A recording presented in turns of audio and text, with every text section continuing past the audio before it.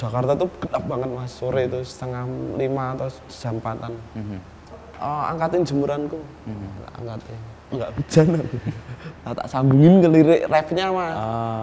Mendung tanpa udan ini apa ya? Lihat awan gelap, pasti akan khawatir, situasinya akan terburu-buru dan yang lain sebagainya. Tapi apa yang dikhawatirkan itu ternyata nggak terjadi. Kalau aku tak geser ke mendung tanpa hujan di laguku itu sesuatu yang diharapkan tapi nggak kesampaian.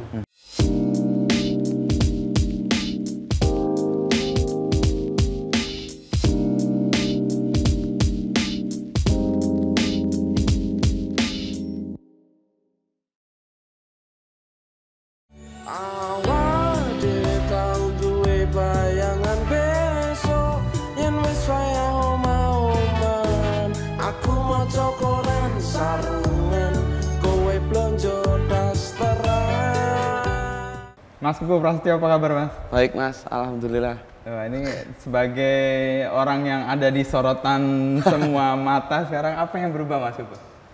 Yang berubah ya sosial jelas mas. Kalau sosial semakin luas, semakin random, banyak orang yang halo gitu.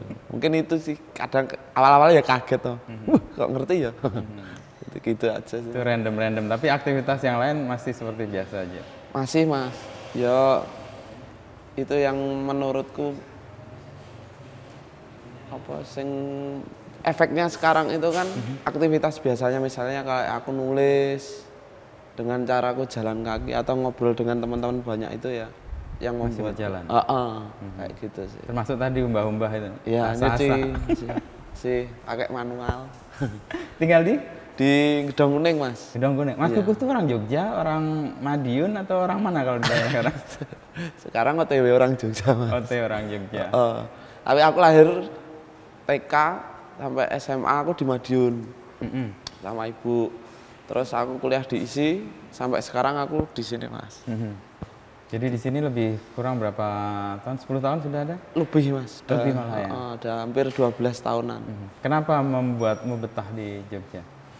Aku pikir ini letak yang strategis untuk aku bisa kemana saja. Maksudnya Jogja itu jadi kayak porosnya gitu menurutku. Aku bisa ke Jakarta, aku bisa ke Bali atau bisa kemana saja. Lebih ke strategisnya itu. Terus vibe-nya juga nggak tahu energinya itu gimana ya mas. Kalau dijelaskan susah ya, iya, tapi kita ngalaminnya sendiri sih. Bingung juga aku jelasin. Kayak orang jatuh cinta itu, kenapa kamu kok milih itu daripada wanita yang lain? Itu kan ya nggak bisa dijelasin juga sebenarnya secara detail. Meskipun upaya untuk menjelaskannya dengan segala cara, tetap aja sebenarnya nggak mampu menjelaskan juga. Nggak sampai itu loh. Tadi kan sosial berubah Mas Kuku ya, karena perkembangan yang sekarang terjadi. Mas Kuku menduga nggak itu? Pasti mas, aku pikir.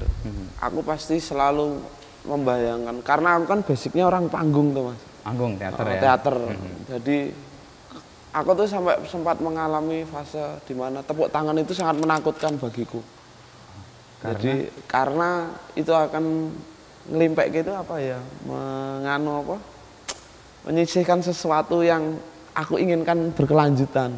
Karena kan misalnya, tepuk tangan, keren. Itu menurutku malah akan membunuhku secara langsung gitu.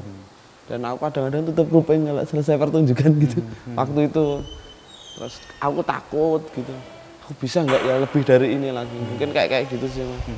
Jadi kalau yang sekarang ya akhirnya santai lah aku gitu. Nggak yang kemudian gimana gitu. Tetap sama aku pikir mas. Kayak gitu. Supaya nggak tadi terlimpek gitu. Nggak terlimpek. Tepuk tangan itu membuat Kuku takut bahwa itu akan menghentikan mimpi-mimpi yang lain atau rencana-rencana yang lain. Kayak gitu.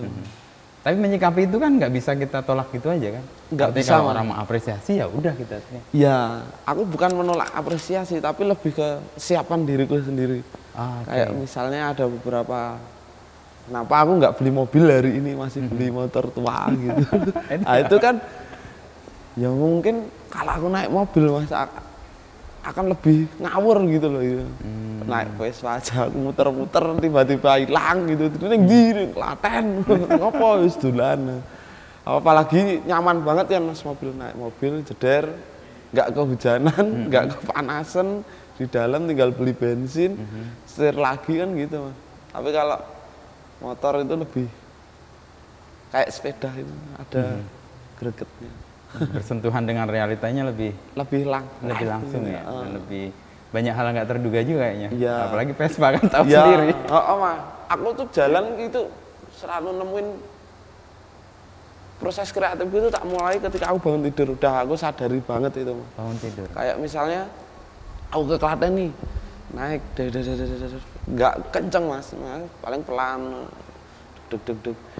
Ya di pinggir trotoar gitu aku nemu mbak-mbak nangis gitu. Itu kan momentum yang nggak aku inginkan tapi itu datang gitu. Kayak fotografer aja Mas, yang nggak nggak street mencari apa ya, tapi menemu lalu kayak gitu lah, motret lah, cerak. Kalau aku ya tak tangkap dengan ingatanku situasi itu lebih makanya aku nggak mau yang kemudian merubah total kehidupanku. Fase lah aku pikir Mas itu. Ya. Takutnya kalau dipaksakan malah akunya yang hilang nanti. Itu. Apa yang mau Kukuh jaga dengan dirimu ini sehingga takut hilang tadi? Kalau mungkin iya, kalau yang aku jaga itu ya proses kreatifku itu Mas. Mungkin sekarang ini aku ngerasa agak aneh dalam penulisanku. Maksudnya kayak gini, di antara teman-teman gitu ya. Bukan penulis yang lain jelek bukan Mas, tapi lebih ke ternyata tak baca lagi dan aku beberapa kali ngobrol sama teman-teman lewat tafsirnya dia gitu-gitu. Ternyata ya jauh juga ya maksudku penangkapannya mereka. Nah, itu yang mungkin aku harus jaga itu. Tapi kalau bukan jaga itu bukan membatasi ya Mas. Aku punya hak untuk berkembang juga, tapi nggak yang langsung berat gitu.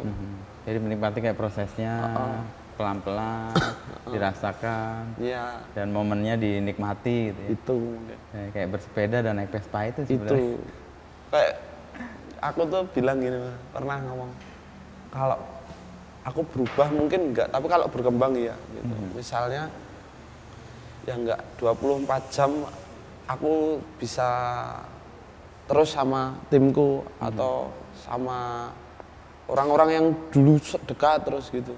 Enggak bisa, karena aku juga harus punya waktu untuk ngerefleksiin apa yang aku tangkap yang kadang-kadang orang enggak merhatikan ya. Enggak perhatikan itu. Tadi ketemu ibu-ibu nangis di trotoar itu. Nah, itu situasi tak balik, aku langsung balik gitu. Aku langsung ngambil duit di ATM, aku beli Aqua 2 gitu. Tiba-tiba sudah ada bapak-bapak di situ. Aduh, ini situasinya apa ya? Udah aku enggak jadi ngasih Aqua mah. Karena udah ada yang membantu atau ada orang yang enggak tahu itu suaminya atau apa. Jadi Kukuh mengambil waktu untuk pengalaman harian itu untuk berhenti dan merefleksikan. Ya, kayak gitu Mas. Prosesku apapun, ya nulis teks itu. Nulis teks ya. Kayak observasi. Tapi observasi kuat ya. Tapi aku nggak punya deadline yang kemudian membuat kita harus terpacu terus itu, enggak? Kayak yang aku nggak selalu strukturkan itu kayak gini Mas. Aku udah selesai nih mini albumku Mendung Tanpa Hutan, ada 6 lagu. Sebentar lagi kan lagu terakhir mau tak rilis.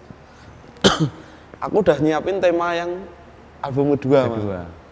Pengennya album, udah locknya nggak mini lagi. Nggak mini, temanya udah album, ada 12-an lagu lah. Itu separuh, hampir separuh semua Mas. Yang jadi itu baru 3 kalau nggak salah. Tapi tematiknya secara keseluruhan album udah temu. Nah, aku ini udah lompat ke album 3. Nggak tahu kenapa ini. Itu energi untuk membangun itu didorong oleh banyaknya pengalaman atau observasi harian itu? Iya, itu Mas. Kadang kan kayak ngerasa, kita nggak kayak bangun rumah kan Mas. Ya. Maksudnya kita ada duit beli bahan, kita nyari tukang, selesai. Tapi kan ini kalau ide atau gagasan itu kan ya kemudian kita harus buka kepekaan itu, yang kemudian kita harus mencatat, merevisi lagi, memilih kata, memilih nada, yang sampai kemudian kita sharingkan, terus kita rasakan, sampai aku seneng Dapet banget gitu ya. ya. Wah ini Baru dibagi. baru tuh. Kayak gitu. Jadi memang proses kreatifnya Kuku harus merasa tersentuh di hati dulu, Iya. baru dibagikan ke orang lain. Betul, dengan Mas. harapan ada hati yang lain tersentuh juga. Gitu. Iya.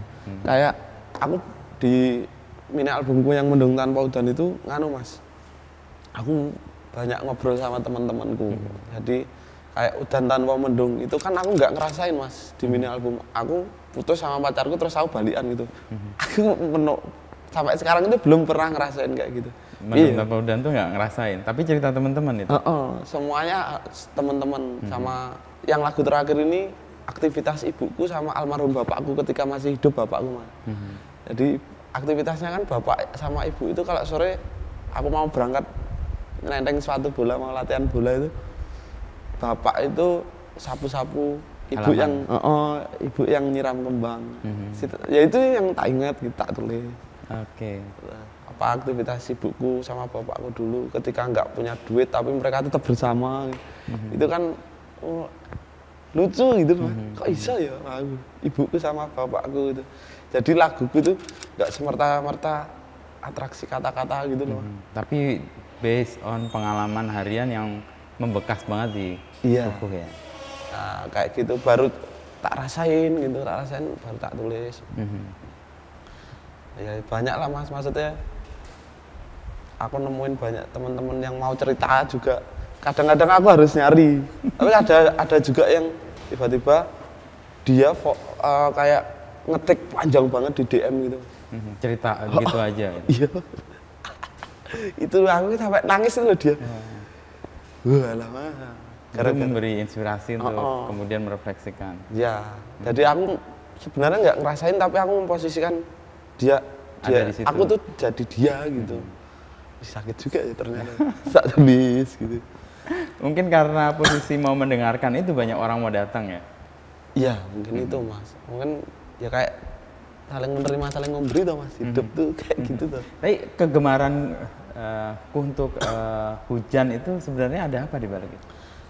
Mendung dan hujan itu gini Mas, aku tuh nggak tahu dari kuliah itu kan kalau membaca naskah bosen terus aku bayangin peristiwanya. Waktu itu di kos-kosan aku sering duduk di depan jendela itu lihat hujan.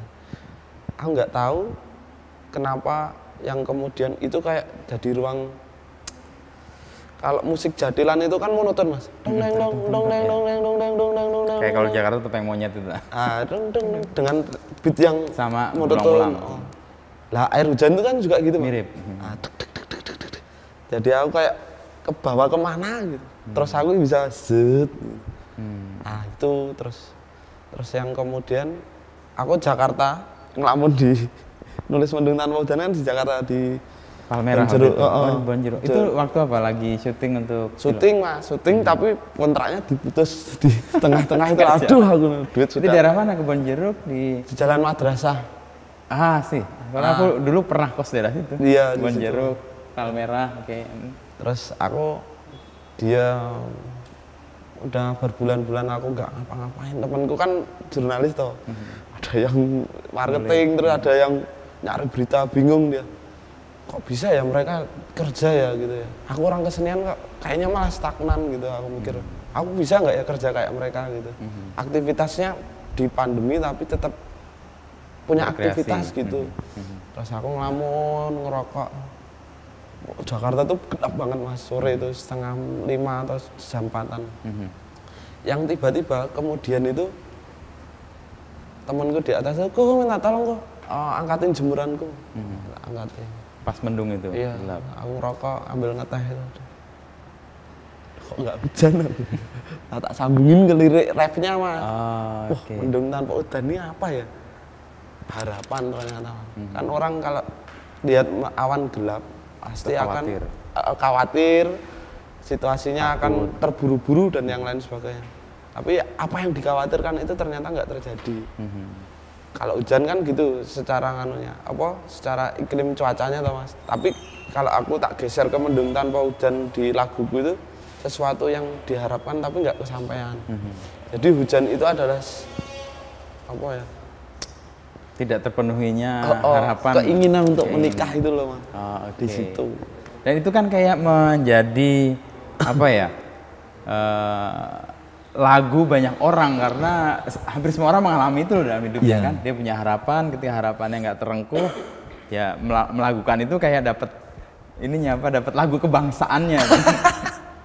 Nah, itu Mas yang menurutku ternyata karena aku nangkep itu ketika aku setelah latihan teater di kampus. Jadi ada beberapa teman-teman itu dari luar pulau Jawa lah intinya. Dan ada juga orang-orang pulau Jawa banyak banget karena kampus itu kan dari ujung sana sampai ujung sini mereka kuliah di situ. Suatu ketika kita latihan kayak biasanya anak teater sama anak tari, acaraan sampai ada yang 2 tahun, 3 tahun. Terus mendekati lulus tuh mereka tuh sempat diskusi ngobrol. Kalau kamu nanti lulus dari kampus ini, kamu ngapain? Jarang yang jawab aku mau jadi PNS gitu, jarang. Wah itu sangar aku karena nggak punya tujuan Mas, maksudnya setelah ini mau jadi apa gitu, nggak mikir ngalir-ngalir. Nah, yang tak inget itu temanku itu dia bilang bangun sanggar di kampung aja.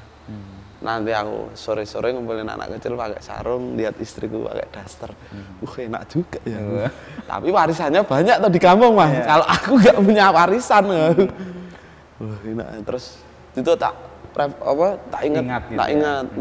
Aku masuk ke kampus serius di kesenian apa yang menempel di aku ya, selain proses, maksudnya dari nggak bisa baca naskah sampai akhirnya bisa baca naskah, nggak tahu lampu akhirnya tahu lampu, nggak tahu perspektif di panggung akhirnya tahu, sampai akhirnya aku ngambil minat utama yang menurut orang-orang itu bukan keinginanku.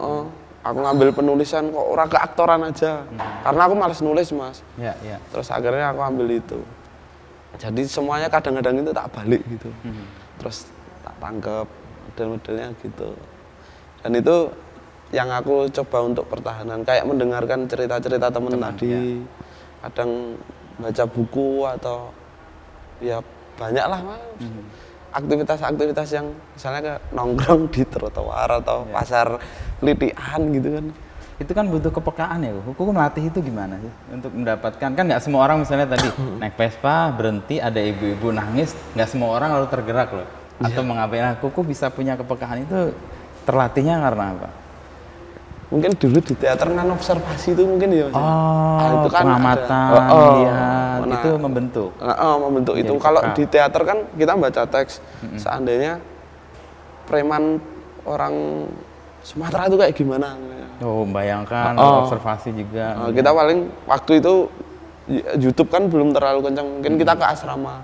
Orang-orang Sumatera gitu ya. Berapa hari lah ngobrol gitu. Kalau enggak teman-teman di kampus juga ada gitu. Aku tak balik Mas, tapi aku nggak punya tujuan ketika jalan. Tapi misalnya aku pengen nyari warung pinggir sawah gitu, ya udah. Nanti di jalan kan nggak tahu Mas kita ketemu apa. Ibu-ibu umur 70 gitu, jualan mainan anak-anak. Udah nemuin situasi-situasi kayak gitu, tak tangkap, tak inget-inget gitu aja. Nggak yang kemudian ini harus jadi lagu juga, karena ada sesuatu yang dipotret tak ambil, tapi itu belum sempat aku jadikan apa-apa. Jadi masih di memori. Tak tunggu dulu, sabar. Sampai saatnya muncul itu akan keluar. Mas, aku ngerokok ya? Silakan sambil ngerokok biar itu bahan bakarnya keluar. Tapi aku nggak ngerokok. Gak pecah. Tapi romantisme macam apa sih yang kamu bayangkan dengan sarungan, lalu dasteran, mocokoran, itu sesuatu yang di generasi masih ada lah orang baca koran. Tapi romantisme macam apa yang Kuku bayangkan dengan lagu itu? Apa ya Mas? Aku karena hidupku di kampung mungkin ya. Itu realita kampung. Iya, maksudnya dalam tanda kutip juga orang-orang kota juga ada. Kalau orang-orang kota kan dibumbui sama burung perkututnya. Dia gitu kan. Lah situasi itu kalau orang kampung ya mungkin minum teh atau kopi, udah ngerokok gitu di teras rumah gitu. Situasi baca koran pagi. Aku sempat nemui beberapa kayak kakekku, ada beberapa orang-orang yang kayak gitu. Kayak ibunya manajerku Mas Pupu. mereka memilih hidup di tengah sawah dengan membangun rumah bukan joglo, limasan yang dicicil gitu. Mami pakai sarung, babe pakai apa? Mami pakai daster, babe pakai sarung. Cuma hidup kalau sore ngundang makan anak-anak. Ini loh, aku wis masak. Ayo, ndene. Menurutku nggak harus yang kemudian dia pakai sesuatu yang bermerek, tapi kenyamanan hidup itu ya bisa dibangun dari hal yang sesimpel apapun aku pikir. Ya, jadi yang harian dirasakan, itu yang kemudian dikemukakan juga ya. Iya, kayak gitu aja sih Mas. Tapi posisi yang kemudian membuat Mas Kukuh dikenal luas kan lagu yang Mendung Tampodan, bukan yang Mas Kukuh awali sebenarnya kan. Arti menjadi maksudku dikenal luasnya oleh orang yang kemudian mengcover ya. Iya. Iya kayak gitu Mas. Itu gimana proses sampai terjadi seperti itu? Sebenarnya pada waktu awal Maret itu aku sama arranger yang bikin musiknya itu ini didangdutin aja. Oh emang sudah awal udah ada?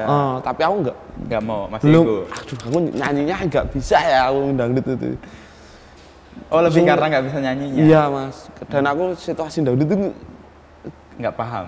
Bukan nggak paham, tapi lebih ke random banget tuh Mas. Maksud segala lapisan loh Mas. Ngondisiin orang sebanyak itu kan ngeri juga. Nah itu tadi kamu takut dengan tangan yang begitu luas itu ya? Itu apa ya? Dan kita nggak tahu, maksud aku kadang kayak gini, nggak bisa ya dangdut ini sekarang ini di Indonesia gitu, populer banget tuh Mas. Persis, ya. Aku siap nggak ya di tengah-tengah itu? Ternyata aku belum siap. Yang kemudian aku bilang udah pop aja lah, pop nggak, aku nggak, yang kemudian aku nggak nyari darnya gitu. Yang aku cari, aku malah pikir ketika aku nanti mati kena COVID Mas, pandemi itu yang aku pikirkan ini bisa jadi waris. Kalau aku nikah, aku punya warisan ke anakku ini, karya ini. Ke situ pikirnya. Aku mikirnya ke situ Mas. Tapi lagu ini bakalan meledak dengan versi dangdut itu udah aku perkirakan Mas. Pasti ini ledas gitu. Dan ternyata betul ya. Maret Mas Kukuh membawakan dengan pop, lalu Juli Darbois membuat itu jadi luas. Dan awal-awal kan orang nggak tahu kalau itu Mas Kukuh sebenarnya. Kebanyakan. Ada perasaan gimana? Emang sudah terasa bahwa ini akan mempopulerkan yang membawakan lagu? Iya, pasti Mas. Aku tuh Amin 2 itu Daru tuh bilang, Mas, kalau kamu nggak ikhlas, aku tiba-tiba ngilang Mas. Karena aku ngedapin Mas. Oke. Karena udah promo kan beberapa kali gitu. Wah itu udah banyak yang respon positif banget lah, vibe-nya itu udah dapat gitu. Terus yang kemudian aku ngilang. Aku nggak pengen ketemu orang siapa gitu. Aku mempersiapkan diri benar-benar Mas ketika ini keluar gitu. Dan Daru masih belum percaya kalau lagu ini akan meledak. Mas kalau kamu nggak ikhlas, ini kurang 2 hari. Kalau aku take down Mas. Dia sampai begitu ya. Daru ya. Okay. Mas santai Mas. Ini yang belum selesai itu aku. Bukan kamunya. Aku gitu udah tak kasih pemahaman pelan-pelan. Terus dilakoni aku. Tapi kemudian dia ya. Tapi menghilangnya Mas Kukuh membuat orang penasaran dong pasti. Apanya gimana? Menghilangnya Mas Kukuh kan sempat menghilang kan? Iya, circle Mas, teman-teman yang biasa. Kayak Mas Bandis itu yang nanyain itu. Aku ya kadang-kadang kayak gitu tuh Mas. Kalau sesuatu yang dilepas terus itu kan bahaya juga tuh Mas. Karena ada ujungnya. Takutnya kalau udah sampai ujungnya aku ngapain gitu. Umurku ya masih hampir mau 30 kan. Artinya kalau masih manusia umum rentangnya masih panjang lah. Masih panjang. Kalau diculuk kayak sekarang kan ya. Gitu. Nah, itu masa ya langsung nyaman malah nggak ngapa-ngapain. Tapi kan itu jadi booming nggak hanya nasional bahkan internasional. Nggak hanya dangdut Indonesia, bahkan Korean yang jadi pop pun melakukan itu. Itu ada efek yang nyata buat Mas Kukuh? Ya banyak yang mbak-mbak yang bikin story itu terus ditag di aku cuma gitu aja. Kok bisa tanya misalnya kok bisa ke situ? Padahal itu dilaku loh Mas sampean ini. Malah aku nggak tahu Mas. Nggak menyangka juga ya? Iya nggak menyangka dan aku nggak tahu kok bisa sampai situ juga. Maksudku di balik itu ada apa, aku juga nggak tahu.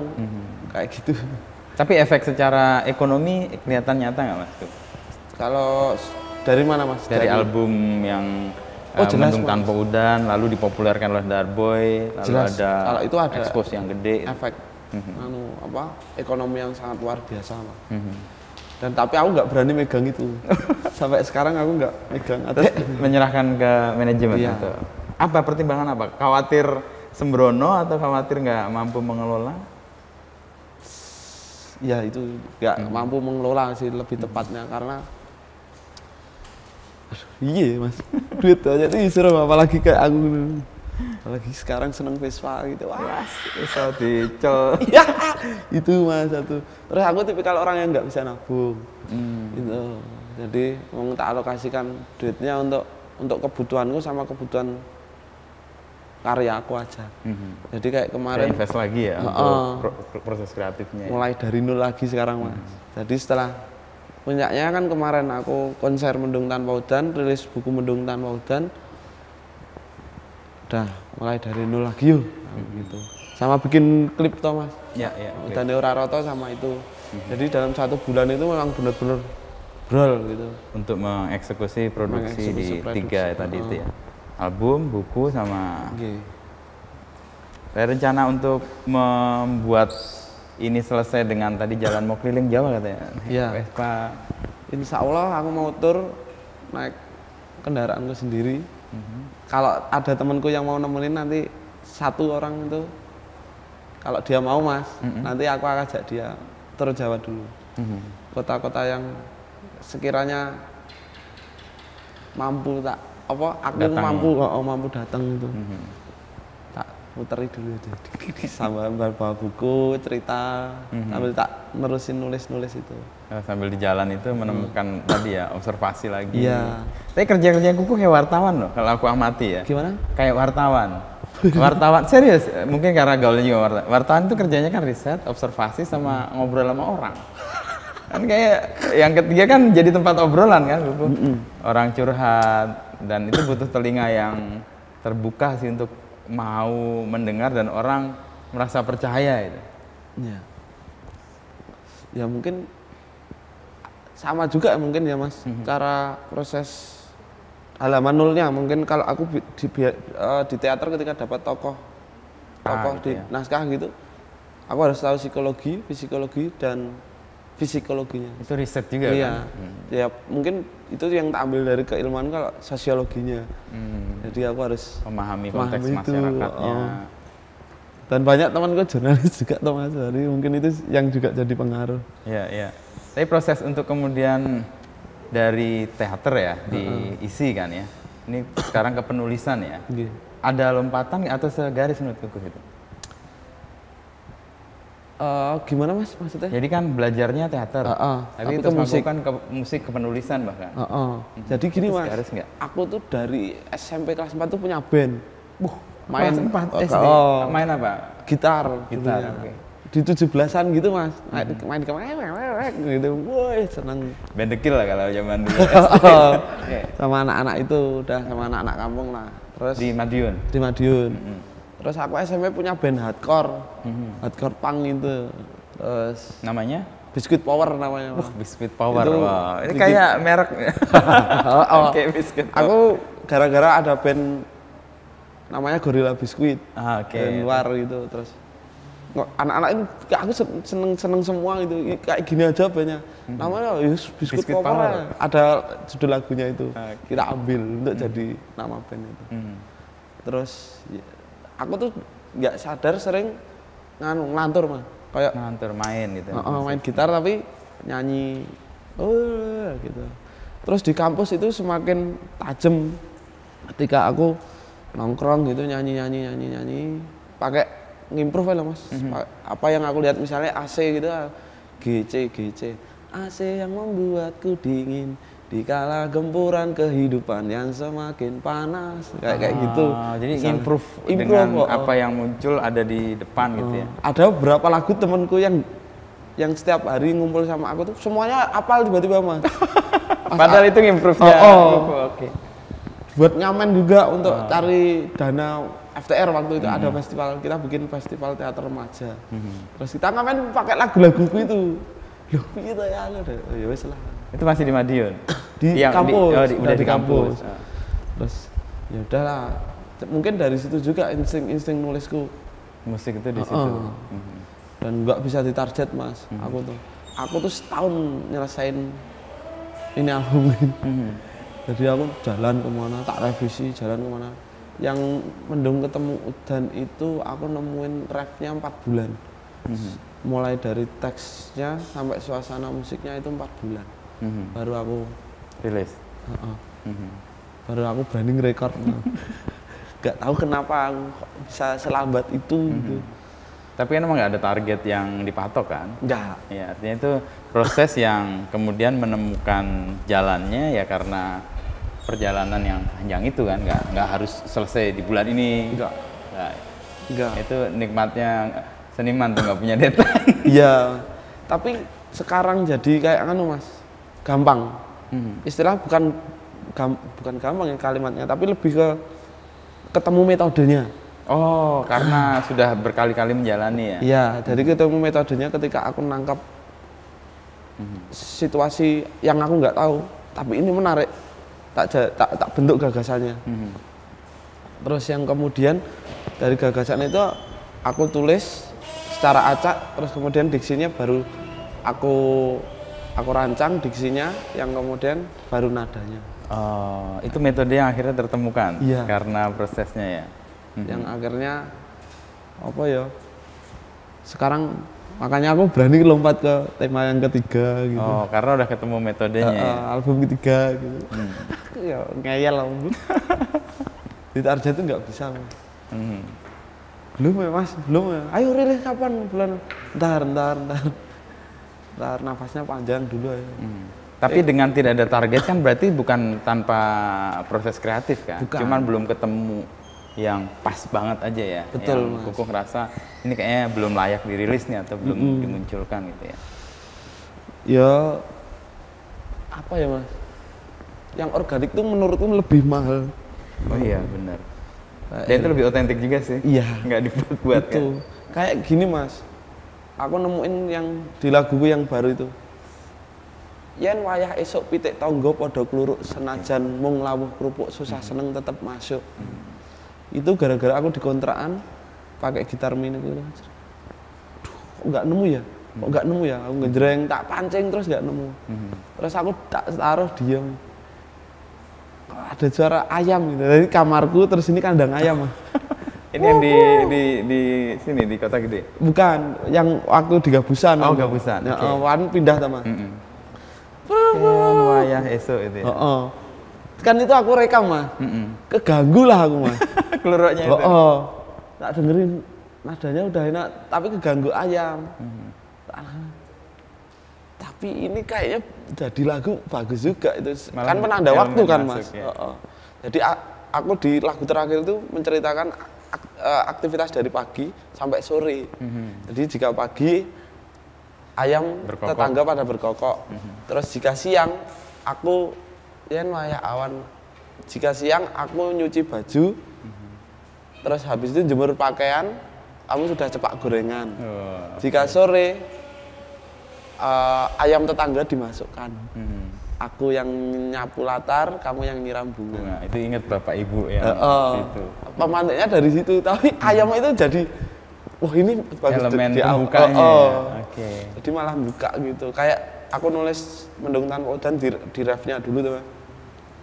Awak dhewe tau duwe bayangan besok sampai besok yang wes wayah omah-omahan. Aku maca koran sarungan kowe blonjo dasteran. Sampai situ Mas. Tapi kalau sampai sini doang, ini nggak jadi apa kejutan. Tak panjangin lah. Ternyata apa yang dibangun di mimpinya itu di ending lagu itu patah ternyata. Ternyata semua sekarang sudah jadi kenangan. Aku kiri, kamu kanan. Kayak gitu. Lah Mendung Tanpa Udan itu juga jadi momentum terakhirnya. Yang kayak aku nemukan pitik keluruk itu. Tadi itu ya. Di terakhir itu temanku iki tambah hibrid, tambah jembatan untuk neng refnya. Apa? Iki lagu iki wis cukup. Ternyata aku ngelamun nemu mendung gitu. realistis lah itu. Dan masuk ya. Masuk. Bahwa harapan nggak sepenuhnya bisa Terwujud. Dan itu mewakili pengalaman batin hampir semua orang tuh. Nggak ada orang nggak kecewa kan? Ya, iya mas. Nah tinggal pemilihan kalimat dan aku nemu situasi yang realitas yang sering kita temui tapi orang abai. Mas. Kayak gitu sih. Itu kepekaan yang anak teater gitu.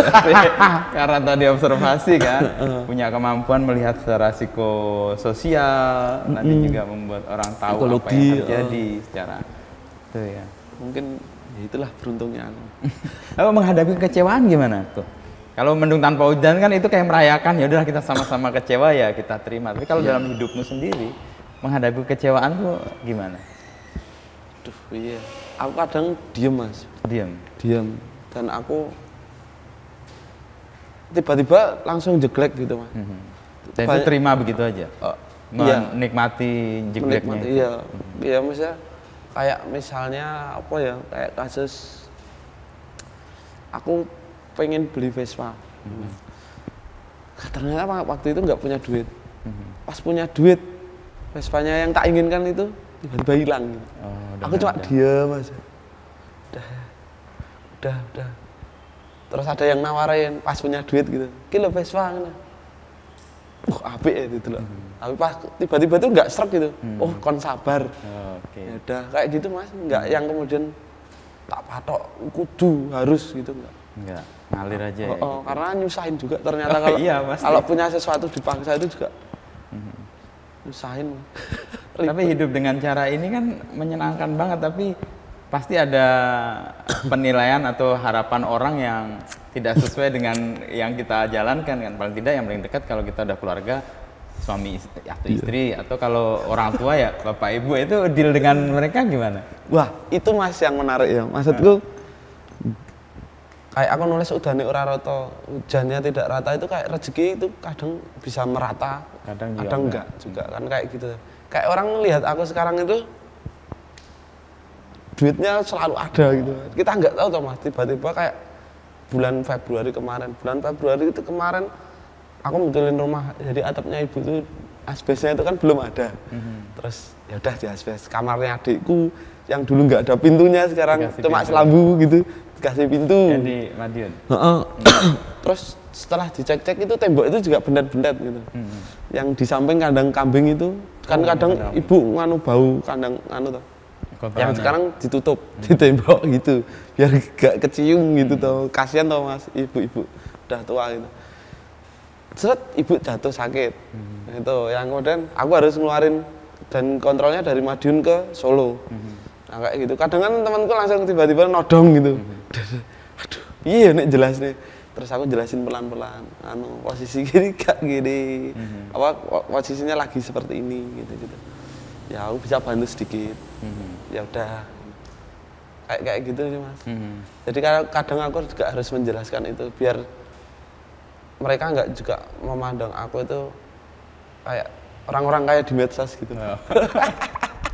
Kuku masih seperti yang kemarin lah. Iya mas. Ya, kalau pakai sepatu itu biasanya acara-acara penting. Gitu. Ini penting nih berarti. Ini biasa kan mas. Biasanya sendalan. Sendalan ada duk gitu. Udah. Orang tua dengan apa yang Kuku sekarang raih gitu ya, atau setidaknya apa ya, ketenaran lah, setidaknya kan pasti juga mereka terdampak ya. Banget mas. Dari aku main sinetron itu, ibu itu tipikal orang yang sulit nolak toh. Nolak. Misalnya kalau ada orang yang susah datang ke ibu itu kan. Oh iya, dalam kondisi seperti apapun tabungannya dikeluarin. Suatu ketika itu pernah ibu itu pas aku syuting di Jakarta. Jadi ada aku syuting itu 2 bulan mas. Gajinya itu turunnya 6 bulan setelah aku syuting selesai. Wow. Ini berarti di bon. Iya. Hingar-bingarnya kan orang aku masuk TV mas. Iya, dipikir udah selesai. Nebar terus, apalagi hidup di Jakarta nih Kuku sekarang. Imajinasi orang. Orang kampung kan. Tiba-tiba ada salah satu tetanggaku, anaknya itu kena masalah. Kan di kampung itu sempat ngalami nggak mas? Kursi yang ada gambar burungnya apa ya? Burung apa aku nggak tahu. Ukiran sama lemari ukiran itu. Iya, oke. Ngubungi ibuku, nggak lama kemudian tetanggaku itu datang bawa lemari sama kursi itu untuk diganti uang. Suruh belilah itu. Dan ibuku tuh ngasih. Adalah aku di Jakarta tidur di pom. Di pom, di bon ya? Di bon. Dan aku tidur di masjid mas, waktu itu di pom. Kadang kalau nggak numpang beberapa teman-teman, waktu itu almarhum Pak Uci yang ngayal, ayo kamu masuk tidur sama aku aja. Jadi naik ke penginapannya dia, ke kontrakannya. Kalau pokoknya Pak Diki Chandra maksa aku untuk tinggal di rumahnya. Kan nggak tahu mas situasiku di Jakarta kayak gimana. Dianggapnya musuh di TV, populer. Pas tak telepon, Bu, aku ini mentok ini duitku habis. Aduh, duitnya baru tak silih ki. Duitnya hampir sudah tak pinjemin ke tetangga. Aduh. Ya wis lah. Akhirnya ya sudah, Mas. Lantung lagi, bikin teh, minta produksi gitu-gitu. Yang kadang ibuku gitu, Mas. Jadi piye ya? Ibuku sulit untuk menolak itu. Tapi kalau anaknya sampai di titik sekarang itu bingung tuh mas. Anakku teater besok, apalagi keluarga guru. Oh guru. PNS ya mas. Bapak ibu guru? Enggak, bapak sopir, sopir pickup gitu mas. Ngangkut buah, kalau ibu guru BK. Wah, ngadepi anak-anak nakal biasanya. Banget mas. Banyak di jalan mas semuanya. Dan aku nemuin ibu itu kerennya ada anak didiknya yang sopir. Aku kan kadang aku naik bis gitu, pengen nggak naik kereta atau gimana, naik bis lah. Ketemu orang-orang yang random lagi. Ternyata kernetnya muridnya ibuku mas. Oh. Dia, duh, arep ning ndi mas? Balik oh. Nggih mas. Salam gue ibu ya. Kok kenal ibuku aku. Kok kenal ibu? Oh, aku muridnya. Jadi cerita mas, dia itu katanya sudah Hamin 2 minggu dia harus keluar dari sekolah itu. Tapi seminggu sebelumnya ibuku datang, ayo sekolah meneh. Nyuruh masuk lagi. Ya kayak gitu maksudnya menyelamatkan misinya ibuku tuh hero banget. Sementara aku ya kayak gini. Maksudku kadang ibuku kan juga terjebak di situ juga. Ya tapi kalau ibuku aku ngerasain vibe suasana hatinya hari ini tuh seneng banget lihat aku. Nggak mengira lulusan isi kampus teater sekarang bisa karyanya alhamdulillah lah maksudnya bisa diterima lapisan masyarakat kayak gitu. Dari kerja-kerja kreatif yang tadi main di sinetron lalu sekarang jadi musisi ya, yang Kukuh rasa berpengaruh itu atau yang apa istilahnya membuat Kukuh mencurahkan sepenuhnya itu yang di mana? Yang sinetron apa cuman batu lompatan untuk yang musik atau kalau aku sendiri di musik mas akhirnya. Justru di musik ya. Meskipun teater tadi sebenarnya deket ke kalau teater ya? Karena aku belum punya energi yang banyak untuk ke panggung gitu. Oh, beda ya memang. Beda mas. Karena kalau aku makanya aku bilang aku sendiri maksudnya aku bisa intim dengan diriku sendiri, aku nulis, bikin karya gitu kan. Itu yang bisa makilin aku banget kegelisahanku. Aku bikin karya untuk ngomongin orang yang punya mimpi di mendung tanpa udan itu aku harus gimana. Udan tanpa mendung, orang yang tiba-tiba ingat kenangannya tanpa diduga. Mendung ketemu udan, ada tangan Tuhan yang tiba-tiba mempersatukan mereka. Mendung udan terus terang, laki-laki dan perempuan akhirnya jadi satu. Terus bahas rezeki sampai yang kemudian mereka di titik yang rendah gitu ya. Bukan rendah tapi lebih ke cukup menikmati gitu. Nah itu kan mungkin itu mimpi kecilku juga ya mas. Secara konseptual aku pengen hidup di takaran yang standar biasa-biasa saja, tapi aku bisa menikmati perjalanan hidupku sendiri gitu. Enggak yang ayo. Mungkin itu sih mas. Tapi untuk teater Kukuh punya mimpi lain nggak? Karena kan keaktorannya kan juga memadai lah setidaknya. Dengan perawakan dan postur ini kan banyak peran yang bisa dimainkan ya. Kalau ini mas, kayak aku nggak juga bisa tiba-tiba lepas dari teater gitu. Kayak misalnya kayak kasus di konserku kemarin. Jadi di transisi setiap lagu itu ada adegannya. Iya, teatrikal. Aku yang ingat yang pas di mana sih Mangunan atau apa tuh ya. yang di pinus-pinus itu ya. Iya. Oke, itu teatrikal. Ya itu kan band komedi nganu apa jenenge Sri Rezeki. Kalau kemarin itu belum Mas. Jadi memang Mendung Tanpa Udan ada adegan berjalan bersama terus pisah. Terus Udan Tanpa Mendung kita pakai payung, situasi-situasi ada dialog-dialog apa ya kayak lukisan abstrak yang nggak bisa dibaca tapi insya Allah bisa dirasakan kayak gitu. Jadi tak comot dari beberapa klip. Jadi sebenarnya malah menurutku sinergi lintas genre itu, maksudnya teatrikalnya bisa warna untuk musikalitasnya ya. Gitu. Kayak jadi platform ya teaternya itu ya. Iya. Diisinya dengan lagu-lagu yang tadi, tapi itu jadi kayak keseluruhan bangunan utuhnya gitu. Kalau ada mungkin sponsor gitu, aku pengennya juga di beberapa kota gitu Mas, kota-kota besar gitu. Pengen aku bawa teman-teman yang memberi energi baikku, ya, dari tim lighting, terus playerku, kita pentas di gedung yang di gedung mana gitu, pengen banget tak bawa gitu. Tapi ya mungkin suruh sabar dulu tuh.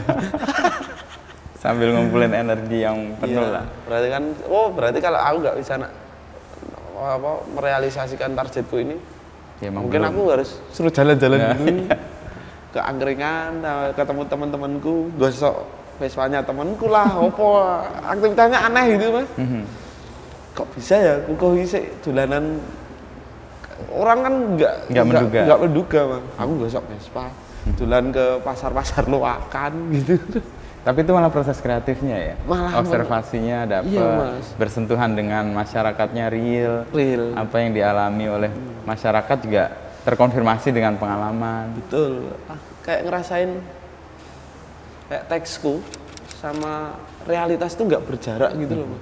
Makanya orang meluk cerita itu dengan segera kan, karena ini gue banget gitu. Ini wah pengalamanku banget gitu. Nah, alhamdulillah aku daripada yang kemudian dapat hingar-bingarnya apresiasi gitu, aku lebih baik malah banyak komen-komen di YouTube tuh, Mas ini yang dirasakan mantan anyar suami Pak Sutri baru di Udane Ora Rata, banyak banget yang bilang gitu. Dan ini aku rasakan.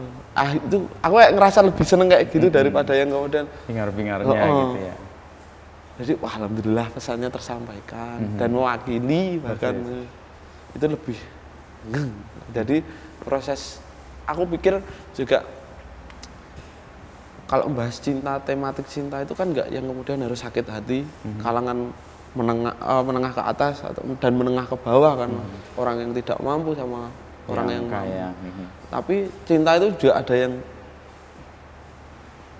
yang namanya mengikhlaskan, kayak gitu kan. Mendung Tanpa Udan nih, ya udahlah kita sama-sama ikhlas. Aku kiri kamu kanan, ya udah. Yang beda jalan. Beda pemikiran juga mungkin kayak gitu yang aku ingin sampaikan di Mendung Tanpa Udan. Nggak ada yang hianatan. Udan Tanpa Mendung juga refleksi. Wah setelah putus ternyata aku juga banyak salahnya. Lebih ke situ. Momentum refleksi. Aku nggak tahu Mas, terjebak di situ atau gimana. Itu refleksi kisah percintaannya Kukuh sepenuhnya atau bayangan dari teman-teman aja yang cerita? Kalau pemantiknya dari teman-teman. Tapi ngolahnya kan yang kemudian ke aku tuh Mas. Yang akhirnya berdampak ke aku. Kayak gitu. Jadi ada kayak penolakan-penolakan yang menurutku itu negatif ya Mas. Misalnya kayak aku menolak untuk balikan. Ternyata setelah itu aku juga merefleksikan, oh iya ya, wong aku putus juga dulu itu karena aku juga nggak terlalu memperhatikan dia, nggak menyikapi, nggak bisa ngobrol intens dengan keluarganya. Mungkin salah satunya itu kan juga pengaruh tuh Mas. Oh ya, mungkin refleksinya ke situ sih Mas. Kalau ke akunya, tapi kalau di teks lagunya pemantiknya tetap sampai hari ini aku memotret realitas itu. Iya, karena menjadi telinga untuk banyak orang itu ya. Itu ya. Aku yakin gini sih, kan ini cerita yang di-create dari hati. Ketika sesuatu di-create dan dikeluarkan dari hati, yang akan tersentuh tuh hati-hati yang lain. Gue percaya itu. Begitu juga kalau pikiran, kalau cuma kita pakai pikiran, nanti yang tersentuh cuma pikiran. Cuma adu gagasan aja. Apalagi kalau nggak pakai pikiran dan nggak pakai hati pasti nggak ada yang tersentuh. Bener mas. Kayak yang aku bilangnya kayak arrangerku dan beberapa teman-temanku yang tak ajak sharing tuh, mereka memberikan energi baik ke laguku. Jadi aku ketika lagu itu tak lempar ke mereka yang bikin musik, iki dipiye nih mas. Aku tiba-tiba nyodorin apa band-band yang nggak pernah mereka dengarkan, kayak misalnya Radiohead tiba-tiba gitu. Mas iki mas jadi kayak gini. Oh, no surprise gitu. Gak ngerti ngopo. Ini kok enak banget. Terus iki lagu iki Groove Armada yang instrumennya yang mendung hitam udan itu tak sodorin gitu. Iki musik apa mas? Terus coba dirasakne. Engko enak beberapa idiom-idiom sing bisa kamu masukkan ke situ. Tak bikin pemantik aja. Tapi secara proses kreatifnya ya mereka sendiri. Yang kemudian aku nggak harus jangan gini. Jadi diberi kebebasan juga. Karena mereka punya hati juga tuh mas. Persis. Ya, aku pikir iya mas. Karena kapasitas pengalamanku sama dia ketika membuat karya ini, aku hanya sebatas menceritakan, mas di lagu ini aku ketemu dengan orang yang orangnya kayak gini. Kasusnya dia itu putus sama pacarnya, tapi mereka sama-sama mengikhlaskan. Dan mereka nggak yang kemudian merasa salah dan terlalu berlebihan bersalah mereka dalam kisah cintanya atau membuang waktu. Ya ikhlas begitu ikhlas aja. Ya udah selesai, sudah lah. Iya udah. Jadi kayak recording pas trompet itu cuma ngerokok di pojok gitu. Enak lah mas? Enak. Jadi memberi ruang buat mereka juga pakai hatinya ya, untuk mas, merespon karya itu ya. Jadi nggak harus pakem. Iya. Itu namanya kolaboratif sih. Iya. Memberi ruang juga mereka memberi warna ya dari karya itu ya. Kalau di posisi sekarang nih Mas Kuku, di kisah percintaannya Mas Kuku itu sebenarnya kayak apa? Dari lagu-lagu itu mana yang mewakili banget? Kalian tadi kan dari teman-teman nih. Kalau mungkin Mendung Tanpa Udan itu juga mewakili. Karena aku ketika putus itu selalu sama-sama ya udah gitu. Mungkin gak cocok gitu pengaruh. Ya udah gitu. Terus ya Mendung Tanpa Udan itu Mas. Karena aku belum pernah sampai udan tanpa mendung. Kalau ya udan tanpa mendung itu kan gagasan dasarnya kenangan. Ya orang pasti punya memori kan. Ya. Kalau itu ya, kenikmatan manusia sebenarnya sih punya memori sih. Iya. Mungkin itu Mas. Kalau aku sampai merasakan bikin lagu, aku ngelamar, Mendung Tanpa Udan sampai terang itu kan belum faseku. Tapi mungkin faseku ya di Mendung Tanpa Udan sama Udan Tanpa Mendung. Kayak gitu. Ya kalau kisah cintaku kalah sama orang-orang yang cerita itu ya. Bapak-bapak idaman lah. Kalau di medsos itu kan lagi rame bapak-bapak idaman itu. Calon mantu idamanmu itu loh, ya kayak gini gitu. Itu bayangannya kayak apa sih? Apanya Mas? Mantu idaman menurut yang PNS, militer lah. Kalau kayak aku ini, itu Mas. Berangasan, lulusan teater, nggak pernah mandi. Jalan sendiri, kumal gitu. Mikirnya kan mungkin kayak gitu Mas. Pilihan dulu masuk teater atas permintaan atau keinginan sendiri atau ada bayangan tertentu untuk itu? Aku milih Mas. Jadi aku tuh sebenarnya awalnya pengen ke guru olahraga. Karena doktrin ibuku kan jadi guru aja. Jadi guru. Tapi aku hamstring Mas. Main bola atau dulu sempat main bola. Kayak Cristiano Ronaldo. Messi, aku seneng Messi. Oh Messi, oke. Terus yang kemudian aku nggak kuat lari 5 menit itu nggak kuat Mas. Apa? Ini karena hamstring. Oke. Ya udahlah aku putus asa Mas. Ya jadi guru. Putus asa nggak jadi guru, yang kemudian aku memilih untuk aku SMP pernah main teater ya, aku gitu mikirku. Aku masih penasaran yang kemudian aku masuk ke teater itu. Tapi sebelumnya juga tawar-tawaran sama ibu Mas. Dalangan, kalau nggak tari, karena aku tari reog dulu Mas. Awal kali kesenian aku berkecimpung dengan kesenian reog, ganong gitu. Kayak gitu. Itu tak jalani aku dari umur 7 tahun sampai sekarang. Kalau ada reog di Jogja gitu main sama teman-teman iseng, ayo hiburan. Nyeneng nih Mas. Gitu. Kemudian orang tua support untuk ambil teater support itu. Mas. yang penting kuliah Mas. Karena aku sempat nggak mau kuliah. Pak udah diterima diisi padahal. Udah diterima diisi, Karena? tinggal duit Mas. Oh. Tinggal bayar itu. Untuk masuk. Jadi dikasih uang 1 juta. Aku kan nggak pernah Mas megang uang sebanyak itu loh Mas. Dan tanggung jawabnya kan besar. Aku tuh megang uang itu teman-temanku udah 5.000, aku masih 2.000. Teman-temanku udah naik motor, Masih aku sepeda. Kalau enggak dijemput temanku.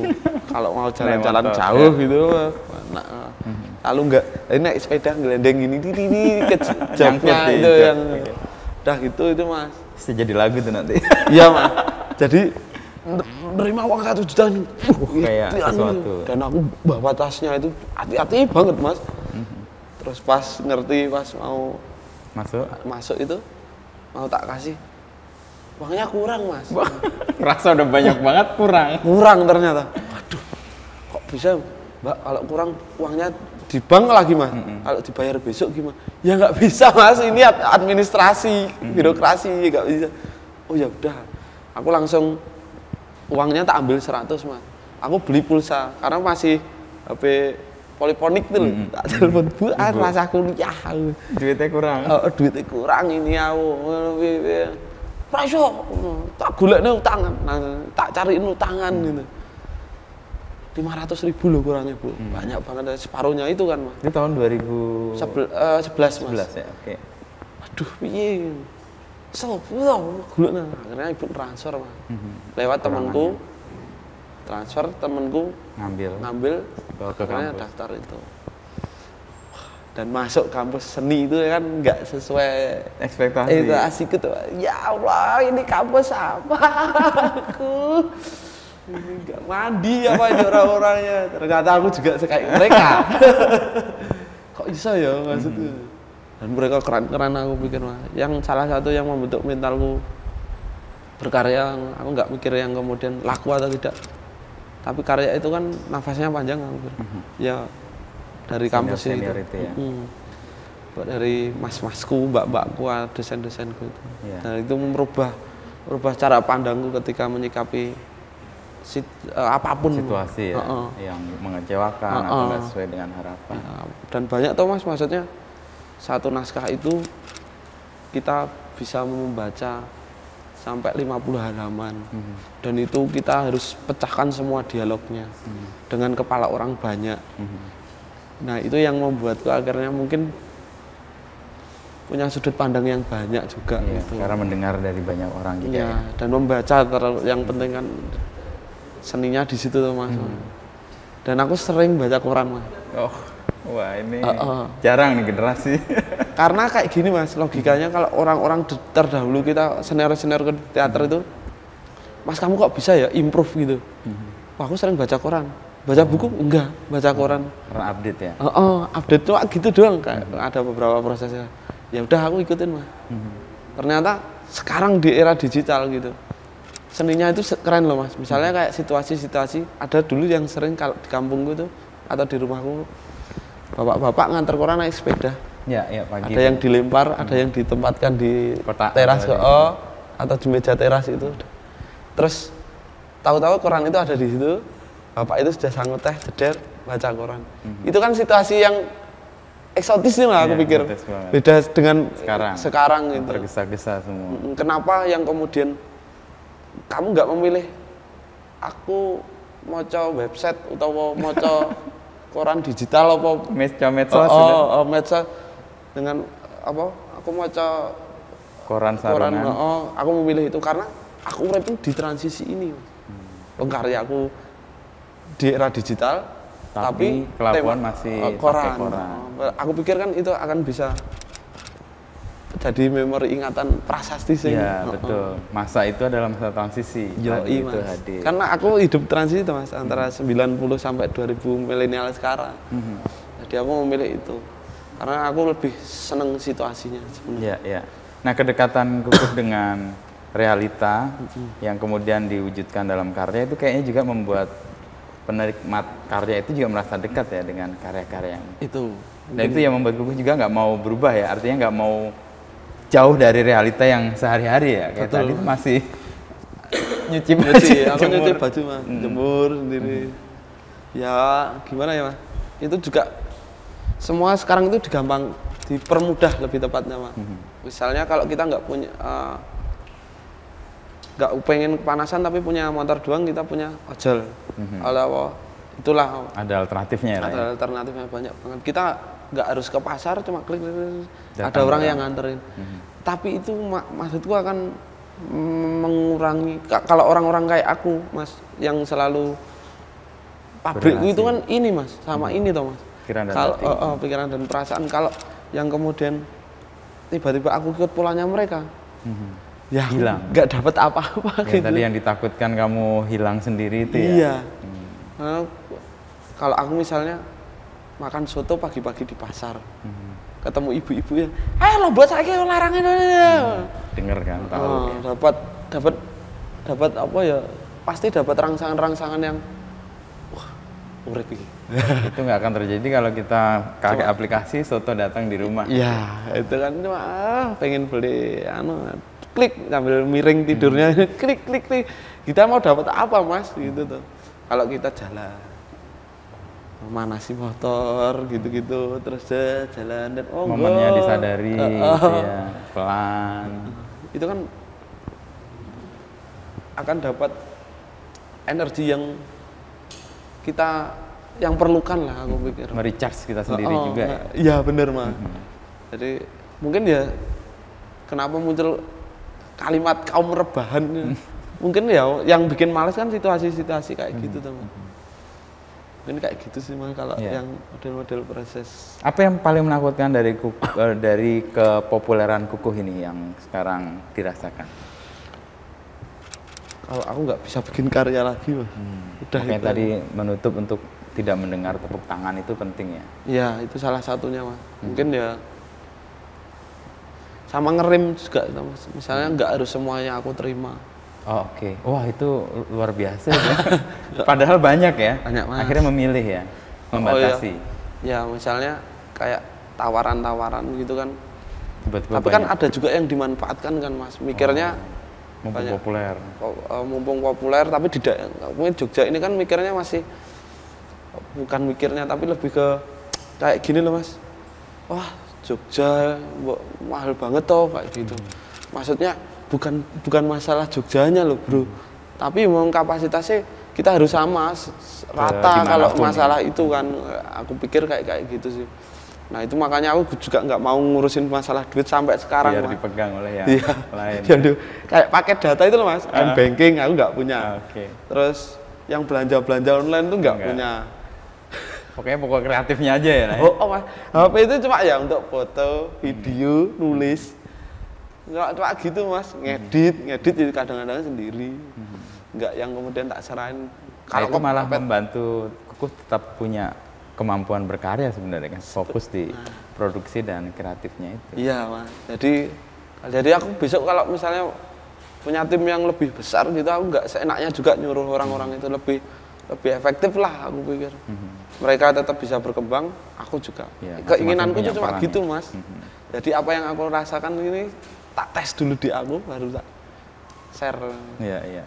Jadi popularitas sebenarnya oke, tapi dibatasi juga ya. Karena itu bisa merenggut segala hal yang bisa mematikan proses kreatif berikutnya. Betul, juga. Ya viral itu kan karya viral itu kan katanya dulu mentok itu seminggu, 3 minggu, terus sebulan lebih, 3 bulan.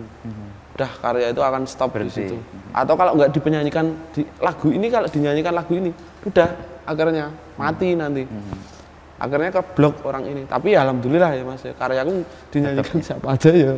Tetap naik. Akhirnya mereka juga dapat rezeki dari karyaku gitu. Dan banyak kan, makanya penulis itu orang yang paling ikhlas menurutku mas. Orang yang paling ikhlas. Karena lagunya misalnya penulis lagunya diputar di mana aja. Mereka nggak tahu yang nulis lagi susah atau enggak. Tapi dia seneng tetapan ketika karyanya dibawakan. Itu ngeri loh. Aku ngerasain itu. Aku tenang deh ya ning fase iki. Kan karena aku nggak menyadari itu tuh mas. Karena kayak ada yang bilang gitu, mas matur nuwun ya wis bikin lagu ini. kami dari band ini selalu ada request lagu ini mas, kayak gitu. Misalnya aku ke kafe mana atau bar gitu, kan ada band-bandan cover lagu itu. Terus mereka nggak tahu awalnya tuh, karena yang menulis kita mas, gini. Wah ini saya jadi agak terharu, penulis adalah pekerjaan paling ikhlas ya, karena memberi banyak orang kesempatan, kita sendiri nggak tahu bahwa mereka itu memberi manfaat ke orang lain. Ya alhamdulillah mas, maksudnya rezeki itu yang nggak hanya dinikmati orang-orang populer doang ternyata di karyaku, tapi pandemi mas, apalagi band-band kafe gitu kan ya. Mati tuh mas. Ya udahlah diikhlaskan aja. Ya wes, mungkin aku juga nggak bisa membantu bencana alam yang kayak bagaimana, tapi dari orang-orang itu juga, oh ini mungkin dengan ini juga membantu itu, ya. Mereka dapat manfaat gitu ya. Tapi kalau secara ukuran bisnis dengan lagu-lagu yang Kukuh buat, kalau di cover secara profesional ada hitung-hitungannya pasti ya. Pasti itu teman-teman di manajemen itu. Iya, pasti ada beberapa apa sebenarnya konsep bisnisnya lah. Ada ya. Ada yang bagi hasil lah, ada yang gimana gitu.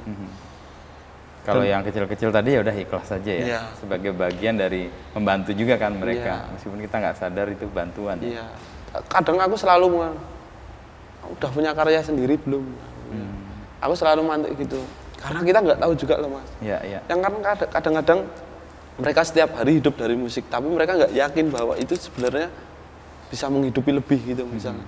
Dia nggak nge-push atau dia nggak membuat lebih ya? Iya, kayak aku, alhamdulillah mentalku itu mental orang yang tidak mampu. Maksudnya itu menguntungkan ya? Menguntungkan, karena kita selalu, iya caranya sing kemudian aku bisa belajar. Mentalitas bisa itu yang kuat ya? Meskipun mampu itu ukurannya kayak gimana? Sukses itu ukurannya kayak, sukses itu apakah yang bisa beli mobil dengan apa jenenge tipe yang keluar di Indonesia cuma 2 atau itu dianggap sukses kan enggak juga teman-teman. Atau yang pespaan tiap hari ya. Itu lebih ke ketenangan. Lah itu yang aku pikir, aku ya alhamdulillah bilang sukses. Ini baru awal aku bilang. Pasti banyak lagi ya kejutan-kejutan di belakang. Dan mentalitas tidak mampu itu yang membuat Kukuh punya keteguhan ya, dan kesetiaan. Kukuh Prasetyo. Prasetyo, nama yang bagus banget. Dari orang tua, dan ini kayak menjadi semangat dari perjalanan jauh ini. Kukuh Damai itu kan juga Kukuh Damai. Oh, Kudamai itu Kukuh Damai. Kukuh Damai. Apa yang kamu bayangkan soal Kudamai? Itu gara-gara Pilpres awal-awal itu mas. 2014. Ya, oke. Yang itu kan chaos tuh mas. Iya. Itu ada 2 calon presiden tuh, satu menyebalkan, satu lagi lebih menyebalkan. Terus pokoknya ada yang gubernur itu kan yang transisi itu juga. Oke. Wah bener. Yang DKI. Aku tuh cuma diem mas di kos-kosan itu. Ya era medsos kan mas, yang kemudian aduh kayak gaduh gitu, wah semua berantem. Padahal aku nggak ngalami kok, seolah-olah ngalamin aku itu. Ada di sini semua. Bergumpal itu loh mas. Ora perlu perdamaian po ya ning hidup ini nggak pengen damai. Yang kemudian aku refleksi, aku nulis di kaleng yang tak pilok itu mas, pakai damai. Terus tak tambahi ku damai. Aduh iki apik iki lah ya. Terus yang kemudian di pandemi itu aku harus punya project solo. Harus solo sendiri. Punya nama panggung. Tak inget apa ya sing paling apik. Pertama Restu Ibu. Wis akeh yang menggunakan Ibu. Ku damai aja lah aku. Belum ada ya. Iseng damai jadinya. Ku damai. Damai kan simbol kuda juga. Ada kuda mai ya, ada bisa Kukuh Damai juga. Ada aku damai juga bisa tuh. Lucu-lucuan aja. Kedamaian itu tingkat spiritualitas paling tinggi sebenarnya. Wah, amin. Udah level semua kan ya harus damai ya, peace. Iya. Untuk membuat kita Marley itu juga gitu ya. Dengan semuanya kan. Peace. Yes. Give peace a chance kalau lagunya Lennon yang sekarang ngetop banget karena Ukraina ya. Itu serem. Ya, mentalitas tidak mampu dan kemudian itu jadi bekal untuk kayak fighting spirit kan jadinya tuh ya. Iya mas. Dan nggak mudah lembek ya, nggak menyerah gitu ya. Ya apa ya mas, mungkin aku diciptakan dari situasi dan kahanan mas. Jadi aku tuh sempat mau ke ujung gitu mas, Tapi tengah-tengah itu patah, selalu kayak gitu. Kayak gitu. Kayak misalnya aku nari otodidak karena aku malu Mas untuk ikut sanggar gitu. Oke, karena Ya malu nggak tahu kenapa, mungkin ada introvert perasaan ya, rendah diri gitu ya. Kayak mampu nggak yang padahal keren-keren soalnya. Belajar sendiri. Belajar sendiri di depan kaca nari itu Mas. Nyetel tape itu waktu itu cerik joget gitu-gitu. Dah gitu. Bapakku nggak boleh karena iklim di sana itu kalau nari reog gitu kadang ada yang orang mabuk resek misalnya kayak gitu. Ada pengalaman sosial yang nggak merestui itu ya. Main bola itu berapa kali aku ngalami kegagalan Mas. Yang pertama nggak bisa beli sepatu karena nggak bisa beli sepatu, pinjem aku sampean Mas. Yang kemudian pinjem, dapat pinjaman sepatu itu terus sepatunya rusak, gagal lagi. Terus aku jadi atlet renang Mas, tingkat provinsi udah mau tinggal keseriusan, giziku lah yang diperbaiki Mas. Ekonomi keluarga lagi turun. Aku akhirnya memutuskan untuk tidak ikut. Enggak ikut itu. Terus itu sampai SMP renang. SMP aku bikin band hardcore itu. Terus temanku mau macir, kacau dengan kehidupannya dan pergaulannya lah intinya itu. Dah akhirnya patah lah kita. Akhirnya mut-mutan band-bandannya. Main bola lah aku Mas. Waktu itu mau masuk ke divisi 2 Persipon Pontianak. Tapi ibuku nggak bolehin. Terus aku jaga fisik terus hamstring malah. Gagal. Terus nggak tahu Gusti Allah itu kayak nganter ke aku ke kesenian gitu. Maksudnya alhamdulillah sampai sekarang aku belum melamar pekerjaan kemanapun loh. Tapi dari sini muncul penghidupan jaringan yang membuat kukuh juga kuat ya. Mungkin ya dari itu ya Mas, lompatan disiplin di awal-awal tadi olahraga, kesenian itu yang membentuk mentalku selalu tidak mampu tapi piye kudu ngeyel. Kudu ngeyel. Ke Jakarta kemana-mana, ke Pontianak aku juga ngeyel Mas. Pernah aku pentas teater di sana, bawa uang 200.000. Pontianak iya, 180 beli tiket tinggal 20.000 Mas. 10.000 beli tembakau, 10.000 untuk iuran Indomie sama galon. Udah berangkat sampai sana bisa pulang ke Jogja lagi. Ini ajaib ya. Naik apa itu? Kapal Mas. Kapal laut. Makanya bawa galon sama ini satu perjalanan selama 1 harian itu ya? Enggak, lebih Mas. Lebih apa? 2 hari 1 malam. Wow. Itu bisa pulang aku. Ya. Itu kan ajaib Mas. Ya mentalitas yang terbentuk sebenarnya. Betul, sebetulnya itu. Makanya kalau aku bikin karya aku nggak pengen terkenal, tapi aku bikin aja udah gitu. Mungkin itu yang jadi pemantik, selalu jadi pemantikku. Untuk dapat energi, bikin karya lagi, karya lagi. Kayak gitu. Oke, gue sambil menyedot rokok terakhir nih. Siap. Terima kasih, setidaknya gue punya bayangan ternyata nggak seindah yang kita bayangkan ya ceritanya.